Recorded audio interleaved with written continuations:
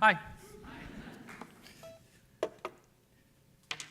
Well, I'm Mike, and we're going to talk about music again.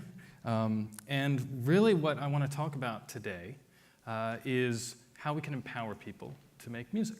And we're going to look at the whole history of music. But I came out playing violin because it's similar to an experience I had as a kid.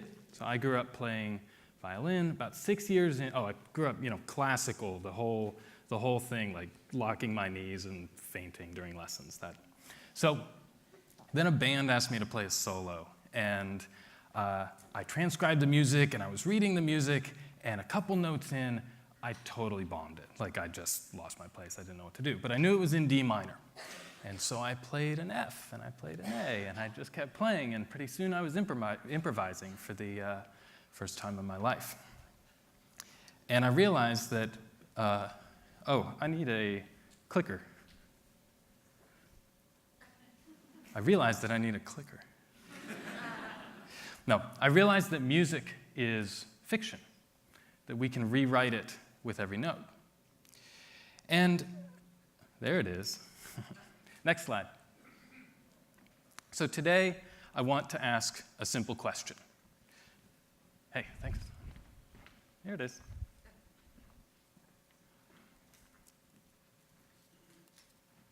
Who's allowed to make music? Traditionally, musicians, right? But who gets to define what a musician is? What about everyone else?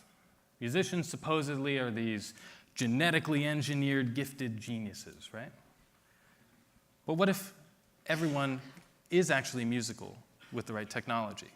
Over 80% of Americans want to play music, but only 8% do on a regular basis. So I think that we have most of the tools we need for people to play, and a lot of it is about what we believe. But it's also about what I'd like to call the social stratification of creativity.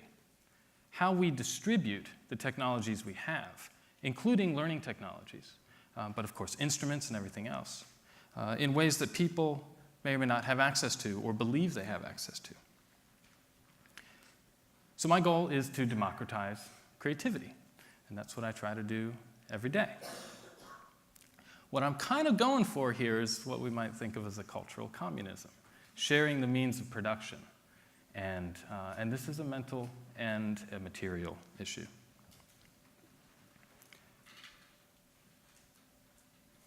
So right now, I believe that phases of technological innovation are coming into what you might call a superposition. And when that happens, you add everything together and a revolution can take place. We're going to look at 4 different phases of music technology throughout history and ways that they're all converging right now. But as part of that, we're going to look at the ways that this also is disruptive to traditional patterns. And there's winners and losers every time we have an innovation. Think of it like Hegel's dialectic or Kuhn's paradigms, however you'd like. I think we're on the right track. And we're going to see a few moments of nostalgia in history. But let's jump right into it. So the first phase is the resonance phase. And if I may, actually it's on here. So there was a point in history before which humans did not create music.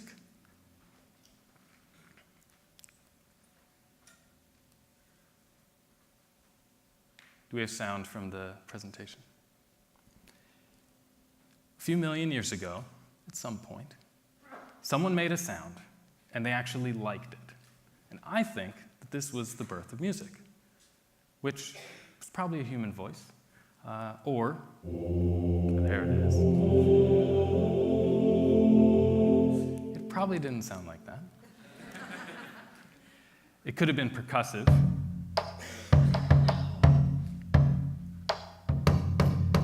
We have the foundations of melody, the foundations of rhythm, which is really just organizing time.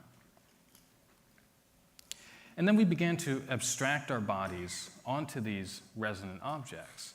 The flute is an example of basically abstracting the throat.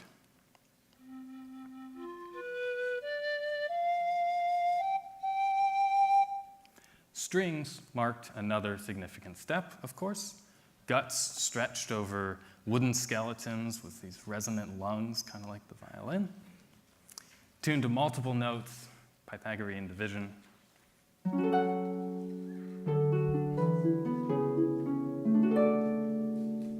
And later we invented keys, a further abstraction from the resonant body. So you had a machine now right in between you and the vibration.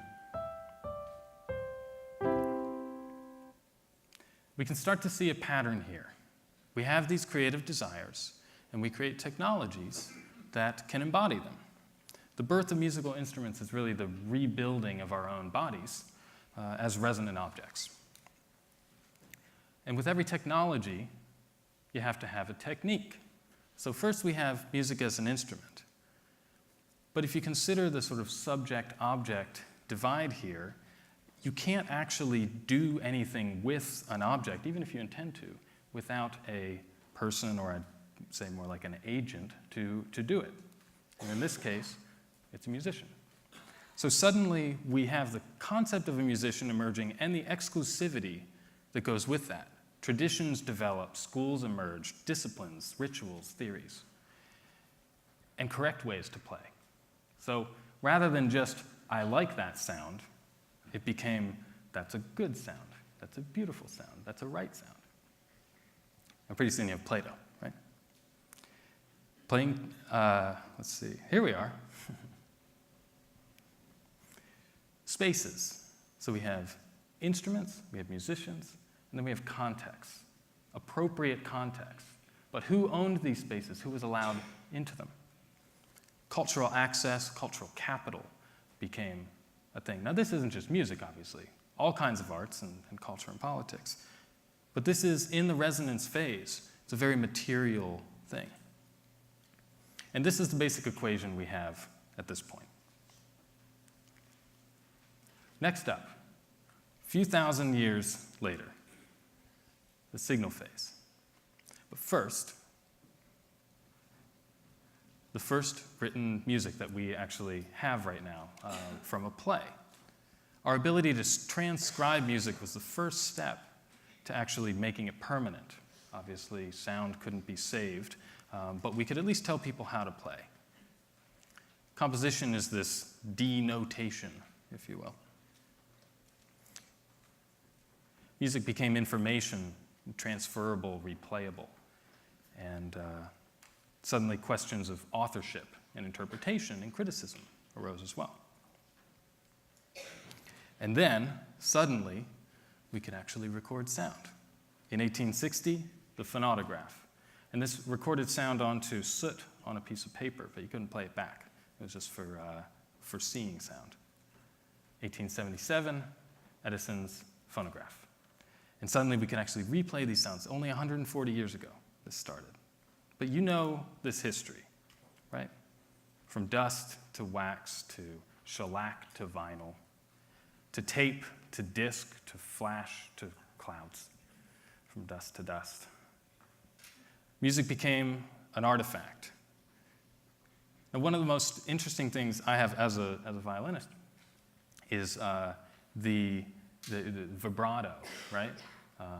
Changed dramatically with recorded music, because it actually sounded better to hear the violin with vibrato on old records that were really warped and had the wow and flutter than it did to have straight notes. Just an interesting little fact.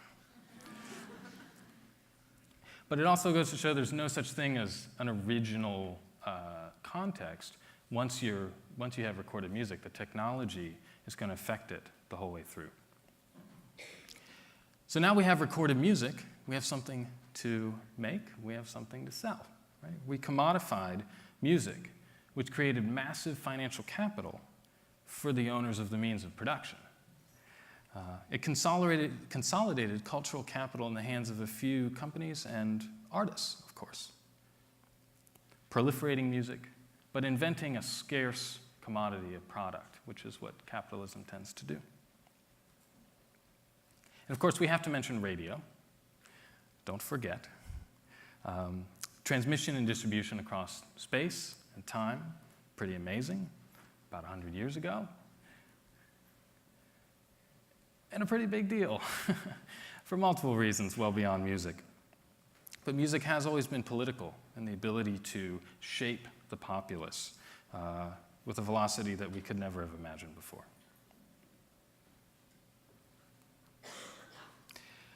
There arose another dark side to music recording. Basically, prior to music being recorded, musicians always had to be present, right? Kind of like here. And then suddenly, you could turn on the radio, you could buy a record and play over and over the same thing. Musicians' labor was reduced to basically the recording. So in 1942, the American Federation of Musicians issued a ban on recorded music, which is pretty crazy. It lasted a couple years, and they actually said that their members, this is the largest music union in the country, couldn't record music, which was a problem for the music industry. But it actually was intended to preserve their occupations as live musicians, right? Didn't quite work. It did improve their wages for a bit. The other thing it did was helped other styles beyond sort of the big band dominant styles to rise up. So you had small record labels hiring independent musicians, and jazz and bebop and things were really helped in the mid-40s by that. So let's jump forward again and think about, at a similar time, what was happening in the world of how we actually generate sound. So in the resonance phase, everything's about acoustics and vibration. But suddenly, when entering the virtual phase, we can make any sound we want, and it doesn't have to be necessarily from the vibrations of, say, wood and strings. I'm going to argue music's always been virtual, but that's more of a phenomenological point. From a material point, this was a big step. So Helmholtz, looking at the resonance really from electrical means, but then, Lee DeForest in 1915, he invented the vacuum tube, and he made it self-oscillate, and he found that he could produce any sound, any pitch with this, and he created what he called the Audion piano, actually the first true synthesizer in 1915.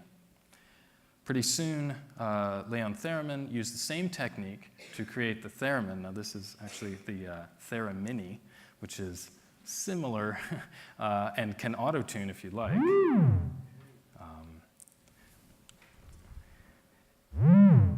And now a musician doesn't even necessarily have to touch the instrument for sound to happen.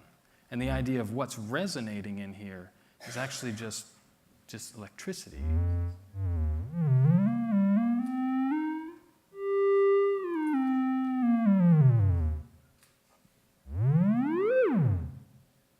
I think afterwards you're going to be able to come up and play this if you want. Oh, normally you play it the opposite way, but as a violinist, I'm used to pitch being up here and volume being down here. So you can play it from either direction or both. We'll duet. We'll actually be doing a duet at the end of this. Stay tuned. So the theremin's an amazing example of what the virtual phase represents.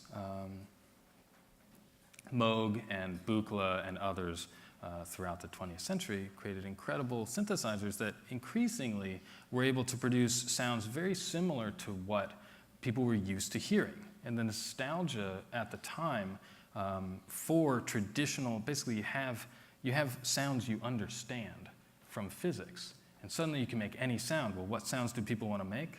Ones that sound like wind instruments, ones that sound like strings.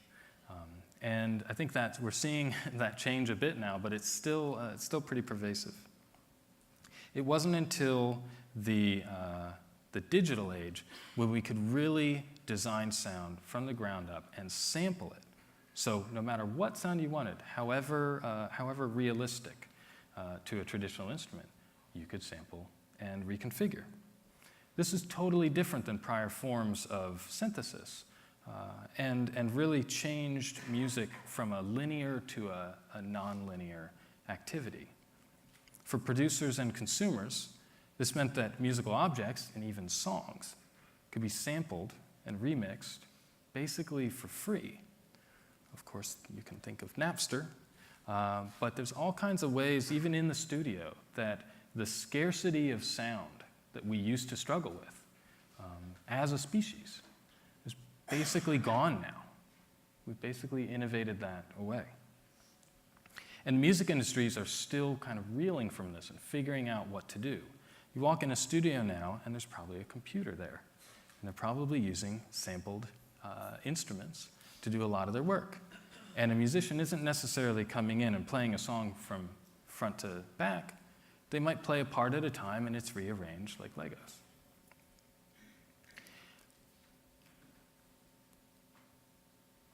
So if we return to this question of who's allowed to make music, it's actually any of us. We have these tools in our pockets that can make any sound possible. And we don't have to go through the traditional means. Even a couple years ago, the height of the music industry was in the 90s. So it's a pretty precipitous fall. Marx said that technology creates the conditions for capitalism, but also enables its demise. And I think the music industry is an amazing example of how quickly that can happen. Really, over the course of just over 100 years, we see the rise and fall. So we're right in the thick of the virtual phase, but I want to make sure that we get back to the question of who's allowed, because I think it has more. We've seen all these technologies come about. We can make any sound, we can do anything we want, but do we actually want to? Can I see how many people played music as a kid? That's a lot of hands. And how many people are playing regularly now? A few less. I think it has a lot to do with our mindset. And I think a lot of things are about to change because technologies are becoming adaptive. So rather than just a raw capability, technologies are actually now able to adapt to the way that you want to play them. From instruments to, we'll even see with AI, with musicians, and even context being radically personalized. So I want to talk about a few of those.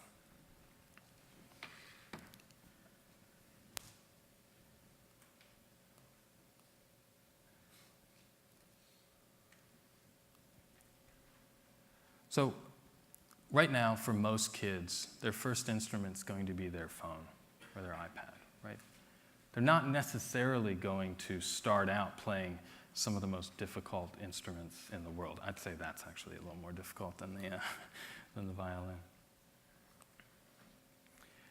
And so this question of what the actual interfaces are for making music is one that I think about every day.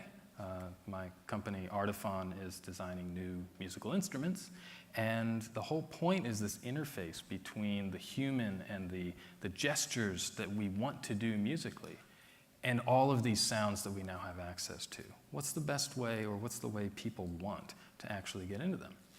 Back to Moog, he thought that in the near future, this was in the 70s, he was saying this, that in the near future, we're going to have these little black boxes that can make any sound we want. The question is how we actually want to play them. And he said, we're probably going to want to do it the same way we've tended to, like with our bodies and things that make you feel good. We're probably going to want to strum and tap and bow and slide, the basic human musical gestures that we've always done. So in a VR world that we're all about to strap into and like be just blobs on the net, there's still this question of what's the embodiment of music in the instrument, but also in the experience of sound. And one of the really fun things that's happening now is people are thinking about the multi-sensory components of what it means to experience music. This is a company called Subpack making this little backpack that vibrates like a subwoofer silently, well, silently for other people, very loud for you. It actually vibrates your spine, bone conduction goes up to your ears, and you hear and feel lower frequencies as if you're in a really loud club. which is incredible. Like, I won't go back. I'm not wearing one right now, but I would. Similarly, on the frontiers of just basic listening, I'm really excited about things like cochlear implants, which is now the largest cyborg population in the world, which is over 500,000 people with cochlear implants. Basically, these electrodes that go into your cochlea and replace your middle ear, and you hear in very different ways. It's more like noise bursts, like, but you learn to adapt to that. And I'm really interested in ways that we can actually adapt what we consider to be music to people with different types of hearing, especially with hearing loss on the rise. And of course, the musicians. Who gets to be a musician? Robots get to be musicians. There's all different ways that through machine learning and modeling that we're able to read the history of music, what humans have actually enjoyed, and replicate it in software. And we're in the early days of this, and Adam Roberts from the Google Brain team is going to come out in a minute, and we're going to actually do a duet. But I just want to sum up with a few things. For photography, we've also very quickly gone from photographers are these, film and lenses and dark rooms, to photographers are everywhere and it's everyone. And I think we can do the same with music. This means we're going to have more musicians in the world than ever before, which is crazy and cacophonous, and we'll figure it out. I don't think there can ever be too much music. And so my goal really is just to inspire people to say they can be creative. You just have to choose the right tool, and those are getting better all the time. So I don't think the music revolution has quite taken place, but I think it's about to, and I think that we just have to believe it. Thanks.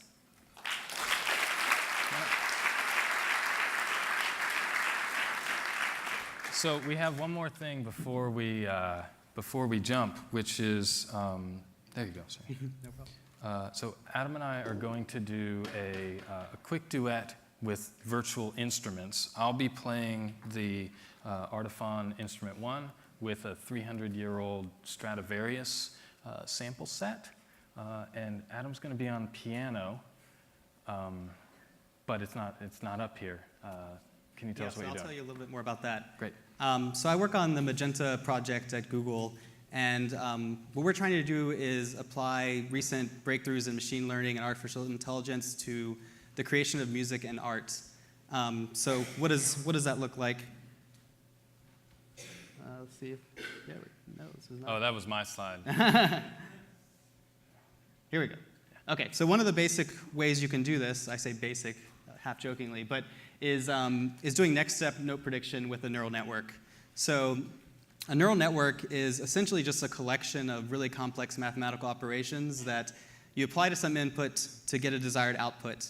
But what's really fascinating about them is that you can actually train them to solve pretty much any problem just by showing them lots of examples of inputs and outputs that you would expect. And after a while, they learn how to actually solve that problem for you. So in the case of music, what we might want to do is input a series of musical notes, so maybe some notes that have already been played. We can pass that through the network, and it's going to activate different neurons along the path. And at the end, it'll activate one that tells us, this is the note that I think you should play next. And we can then add that back to our input and repeat this process many, many times to create essentially an entire musical piece. So it's really interesting to hear what these models kind of produce on their own. But what's an important project to us, and one that we're spending a lot of our research effort on, is how we can actually add controls to this so that users like musicians can sit down and essentially play these neural networks like an instrument and learn how the neural network reacts to what they're doing and get feedback and ultimately learn how to master them, again, like a musical instrument.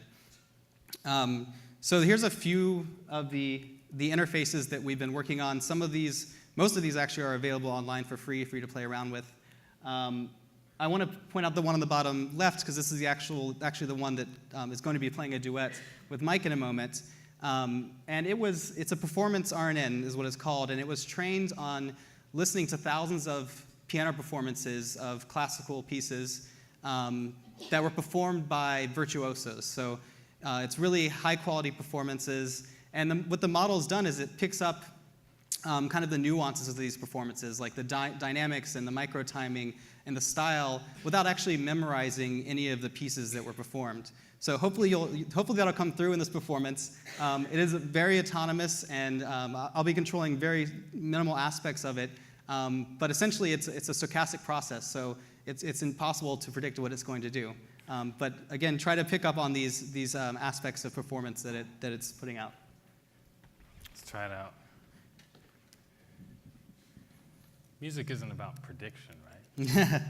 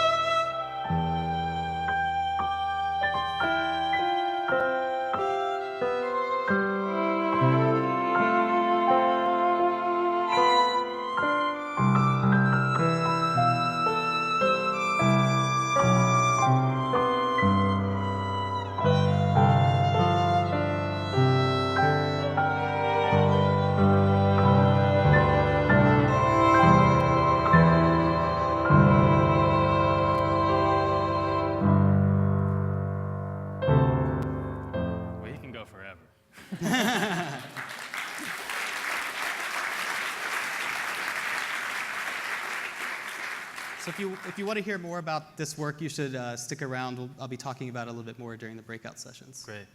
Thanks, everyone. Thank you.